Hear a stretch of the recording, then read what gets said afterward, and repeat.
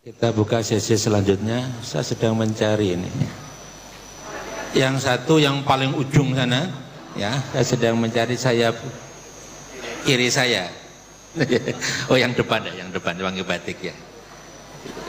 Dua dulu ya, dua dulu.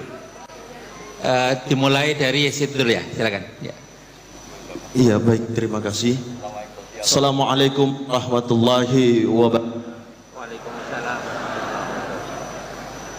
Iya, terima kasih atas kesempatan yang diberikan kepada kami. Perkenalkan, nama saya Abdurrahman, mahasiswa Magister Ekonomi dari UIN Sunan Kalijaga, Yogyakarta. Saya berasal satu pulau dengan Prof. Quraisy Shihab. Saya dari Provinsi Sulawesi Tengah. Izin bertanya, KB Prof, hari ini kita berbicara tentang visi dari Al-Quran untuk menjawab tantangan zaman. Akan tetapi dinamika yang sering terjadi di tengah-tengah kita di masyarakat, banyak orang yang memahami agama, banyak orang yang memahami Al-Quran, atau bisa kita sebut dalam tanda kutip, mereka-mereka entah itu seorang ustadz, seorang dai, seorang kiai, dan ulama dan sebagainya. Akan tetapi justru mereka-mereka yang paham tentang hal itu masih banyak membuat hal-hal kontroversi di tengah-tengah masyarakat. Dan kalau menurut pandangan kita sebagai masyarakat awam, sekelas ulama, sekelas ustadz, sekelas kiai, harusnya mereka lebih paham dari isi-isi Al-Quran dan agama itu sendiri. Akan tetapi masih banyak dinamika yang terjadi, masih ada mereka yang berselisih paham, masih banyak lisan-lisan mereka yang mengeluarkan kalimat-kalimat bahkan sampai menghina. Saya beri satu contoh yang nyata terjadi di tengah-tengah kita. Di pertengahan tahun 2025 ada seorang Gus, seorang ulama yang dengan ringan mengeluarkan kata kalimat dari menyebut ulama kami dari Sulawesi Tengah dengan perkataan monyet dan lain sebagainya. Hal ini kan tak pantas keluar dari lisan seorang yang paham tentang agama dan lisan. Mohon pertanyaannya. Iya, kiranya bisa diberikan pandangan dari Prof dan juga Gus Baha terkait hal-hal tersebut. Terima kasih. Wassalamualaikum warahmatullahi wabarakatuh. Waalaikumsalam warahmatullahi wabarakatuh. Terima kasih. Selamat datang Prof. Ova, berkenan bergabung bersama kami ya di depan ya. Ini Prof. Ova, Rektor Universitas Gadjah Mada, putri dari Rektor UII. Prof. Jaini Dahlan, bukan saya. Baik, selanjutnya yang pertanyaan kedua tadi yang di ujung sana tadi, mana tadi? Di sini, yang pakai ya. Sudah pindah di depan sini, Prof. Di mana? Oh, situ ya, silakan. Ya, Assalamualaikum warahmatullahi wabarakatuh. Waalaikumsalam warahmatullahi wabarakatuh. Nama saya Faizatul Ansoriyah, Prof. Dari UNS. Seperti ya. Ya, suatu saat berdoa Prof. Quraisy dan Gus Baha kersa rawuh di UNS. Tadi sempat tersindir karena meninggalkan fardu ain ngajar hari ini. Tapi sudah dipindah besok kok, Gus. Jadi insya Allah aman. Jadi seperti itu.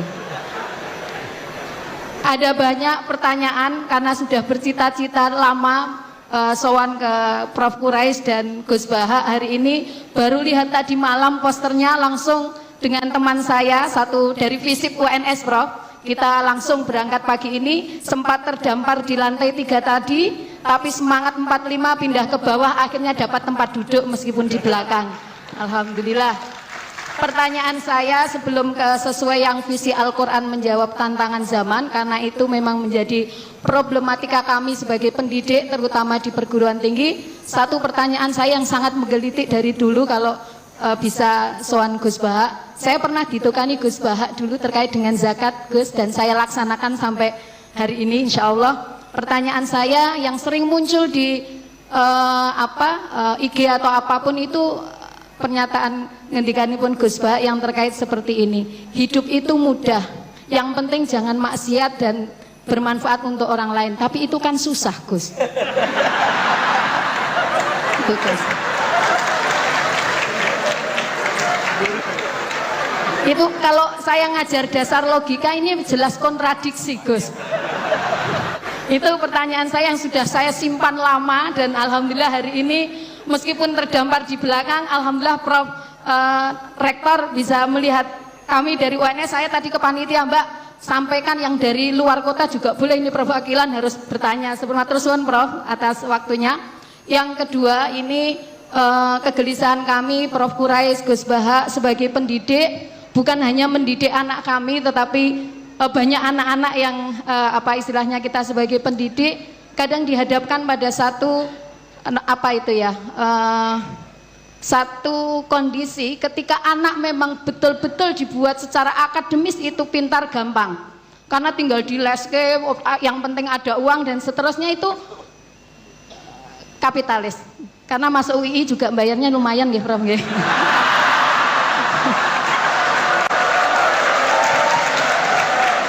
Jadi pertanyaan saya secara ringkas seperti ini, kadang dilema kami sebagai pendidik ditanyai orang tua ataupun di masyarakat, ketika anak-anak betul-betul dididik secara akademis, kadang waktunya habis, tidak ada lagi waktu untuk sosial, apalagi untuk berkenal dengan tetangga, apalagi mengetahui beban orang lain.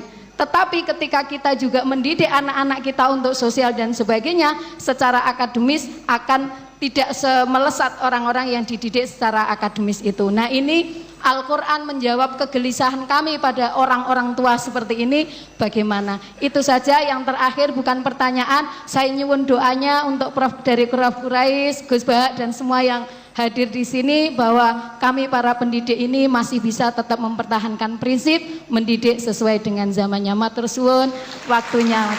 Assalamualaikum warahmatullahi wabarakatuh. Waalaikumsalam warahmatullahi wabarakatuh. Terima kasih, karena tadi UI disenggol, saya senggol balik.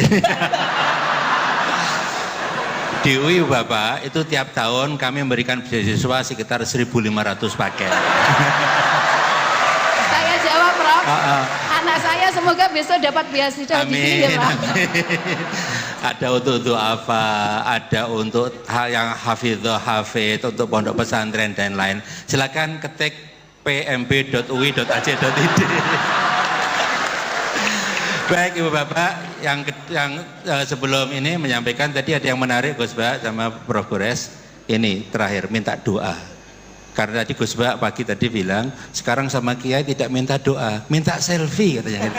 Nah ini tadi minta doa, alhamdulillah. Jadi ada dua pertanyaan Prof. Quraisy dan Gus Bah. Yang pertama tadi, bagaimana menyikapi situasi ada orang paham agama kok suka membuat kontroversi. Kemudian yang kedua tadi ada dua pertanyaan.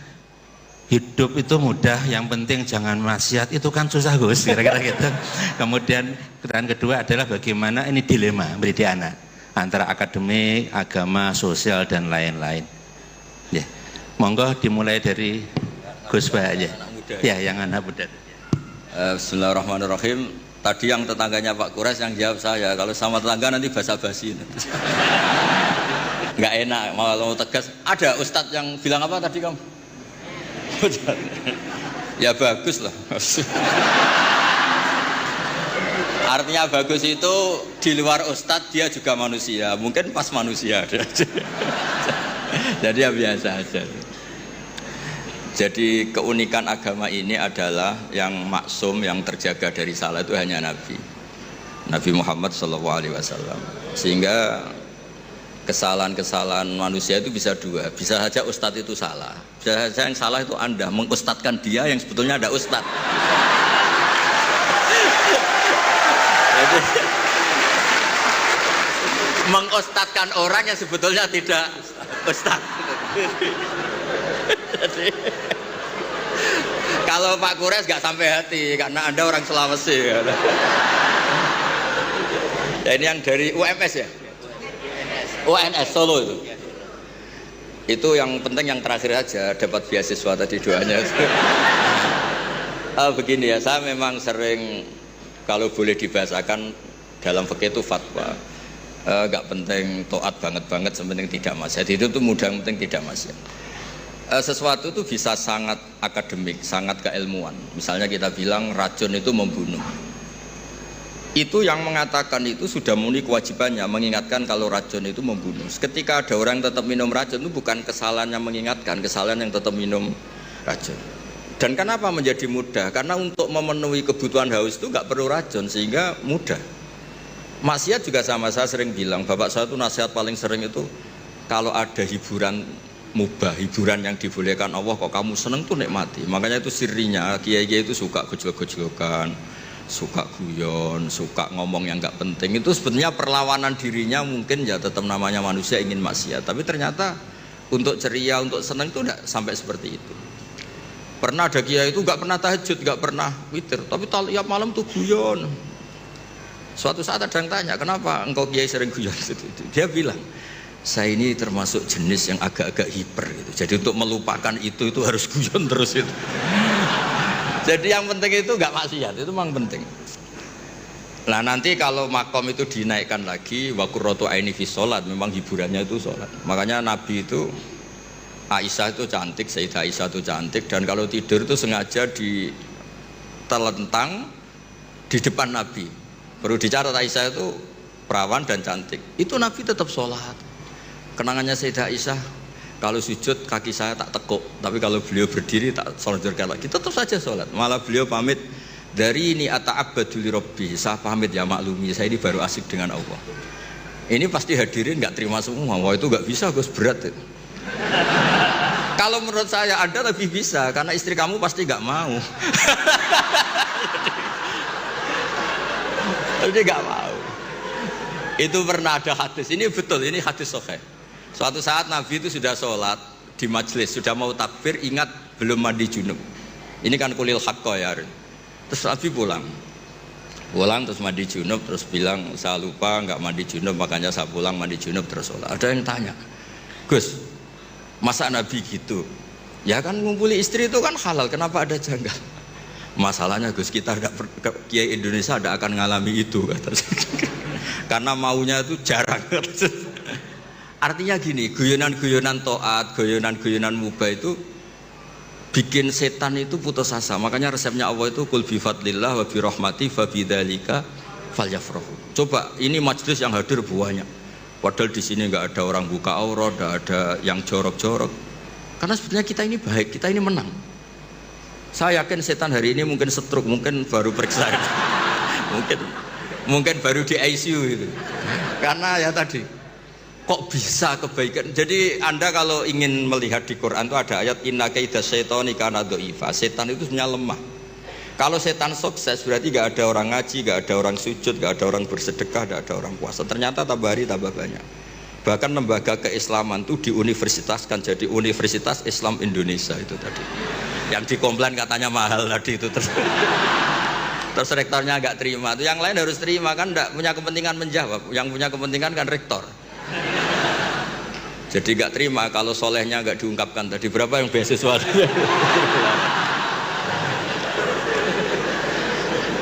Saya punya riwayat hadis, Abi Quraisy pasti tahu itu. Ada kata-kata gini di beberapa kitab-kitab hadis, tapi model kitab hadis yang model wali. Karangannya Abu Nu'aim al-Asfihani. Hadis itu kan ada Bukhari, Muslim, ada hadis yang tiba kayak Abu Nu'aim, termasuk muhaddis besar. Laisa syai'un asyadda ala iblis wa junudihi minasyayatin wala aktsara li bukaihim min ayyara musliman sajidan. Tidak ada sesuatu yang bikin iblis itu nangis, bikin iblis itu susah dibanding atau daripada melihat orang-orang Islam itu bersujud. Jadi sebetulnya kekalahan iblis itu berkali-kali. Orang masih ingin memahami Quran, termasuk yang dari Sulawesi tadi, orang ingin masih punya kiai yang baik, tidak misoh-misoh. Pilih kiai yang baik, kita ini kan wong salah pilih kok marah-marah sendiri, ini gimana? Ini kan repot itu. Makanya kalau istri Anda sering marah-marah itu yang salah istrinya apa pilihan Anda coba? Gimana itu jawabnya? Gak usah dijawab Pak Quraisy, kasihan, tertekan betul beliau ini kan. Dia tahu perasaan saya.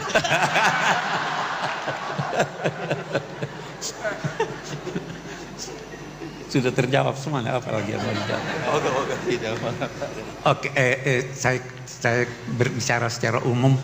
Yang pertama dulu, agama ini intinya adalah akhlak. Itu Nabi diutus untuk menyempurnakan akhlak. Akhlak terhadap Tuhan, akhlak terhadap manusia, akhlak terhadap binatang, akhlak terhadap air. Saya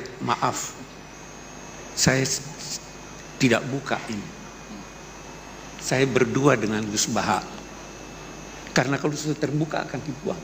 Kita harus punya akhlak terhadap air. Ya kan? Nah, jadi inti agama ini akhlak. Yang kedua,